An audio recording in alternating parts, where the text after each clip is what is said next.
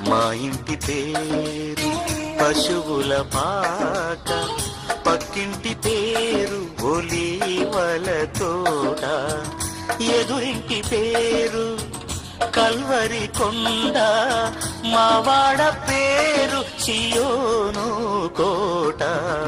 మా ఇంటి పేరు పశువుల పాక, పక్కింటి పేరు ఒలీవల తోట, ఎదురింటి పేరు కల్వరి కొండ, మావాడ పేరు సియోను కోట.